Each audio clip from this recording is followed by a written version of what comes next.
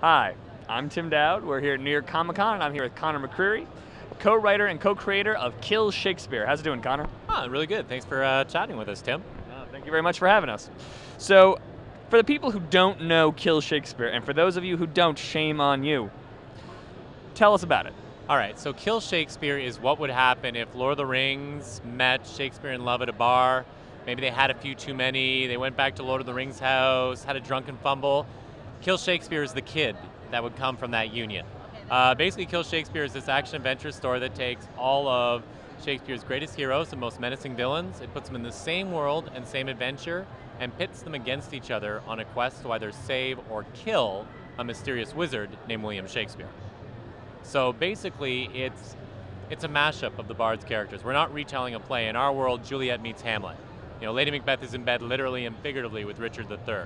You know, Iago comes back to Othello and says, "Look, I know I ruined your life before, but if you trust me this time, I swear I got your back.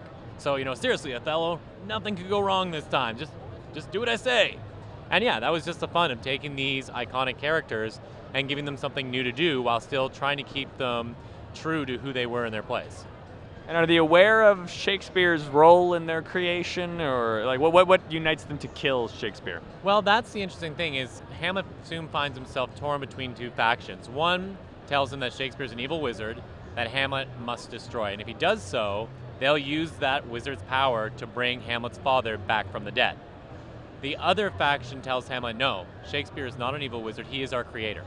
And you are going to trigger the Shakespearean second coming by rescuing him from the prison he's in. So, in the sense of, do they know their characters? No. And one of the things of our world we wanted to keep a little vague was the notion of, all right, could this actually somehow be just another universe where these are real characters? They're, real people, not just characters. I guess in the way you might argue that any one of us here might be a character in some sort of creator or God's mind eye, if that's the sort of thing you're into. But we also want to leave the door open that, well, maybe worlds are flawed because whatever creates a world is also flawed. Very interesting. So how long has Kill the Shakespeare been going on? Well, we got 12 issues. It's released through IDW, so the 12th issue, actually, we're really excited about this. This just came out the other day. It's not officially in stores. This is the second volume, so it's issues 7 through 12.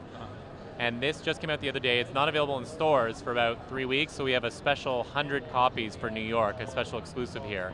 But Anthony and I have been working on it for about 5 years. Anthony Delcall is the co-creator and co-writer, and then Andy Belanger is the artist who does amazing work on this book. And yeah, we've been working on it for about 5 years. All right. And is there an end in sight for the series, or is this a limited in some way, or is it will you plan going on forever? Well, the first 12 issues tells that story of, okay, does Shakespeare exist? Is he benevolent god, evil wizard, or something in between? And what does Hamlet do when he finds him? You know, and that's told in these first 12 issues. But we've plotted out kind of 2 more arcs beyond that, and then wax of little sidelines. I mean, how did Othello get to our world?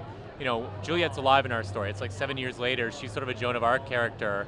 In the comic, we sort of explain why that happened, but we'd love to go back and do maybe a 4-issue miniseries that really details her growth from spoiled young girl to leader of men. So we think there's a lot of opportunities. We've got film options. We've written a screenplay. We're going to go down to Sundance with it. We've been invited to take part in a lab there. There's a stage play version of it. So hopefully this thing could be like a Lord of the Rings and have life in a lot of different ways. And hopefully, you know, the way Lord of the Rings made people get excited about Tolkien, we'd love if Kill Shakespeare gets all those Shakespeare geeks out there realizing they're part of a big community and, you know, letting them come out and join the Comic-Con experience. All right, fantastic. So, Kill Shakespeare, where is it available? Where can you get it? Any major comic store, you can get it at Barnes & Noble's. Borders, if you've got one nearby that's having a bankruptcy sale, it's probably your cheapest bet. Amazon, yeah, we're pretty much carried at all the major stores. Now, you look at most Marvel comics, DC comics, aliens from dying planets, bitten by a radioactive spider, blowing up in a radioactive bomb. When did you end up with Shakespearean characters? It was after we were launched out from a dying planet. Anthony was bitten by a radioactive spider, and it was my alien DNA and his spider DNA that gave us the creativity to bring Kill Shakespeare to life. It was that or watching Kill Bill and thinking, you know, if you killed a different Bill, that could be kind of fun. So we thought, well, maybe you could kill, you know, Bill Cosby. Oh, no, that's kind of political. Or maybe Bill Clinton. Oh, no, wait, that's even more political. Bill Shatner. No, wait, we're Canadians. You can't kill Bill Shatner if you're a Canadian. And we decided on Billy Shakespeare. You know, people have a grudge against him. He started 400 years ago. He threw the first sonnets. We thought, you know what? Somebody's got to come after this guy. No, but I mean, when we came up with the idea, we just started geeking out on the notion of these Shakespearean characters. And neither Anthony or I are a Shakespearean scholar. We just have high school English like everybody else out there. And one of the things we found is that most people, they have a favorite Shakespeare moment, a favorite Shakespeare play. And so we were really pleasantly surprised by how many people pick up this book and it relates to them in some way because there's a character there that they like. Or maybe a character they hated. A lot of people hated Hamlet or Juliet, but they love the fact that we've given these characters a chance to grow outside of the play. So for us, it's been really rewarding to chat with people because it's amazing how many Shakespeare fans there are out there. All right, very much. Very cool, very interesting. Thanks very much. Thank you for talking for us. I am Tim Dowd, this is Connor McCreary, and we are On the Take.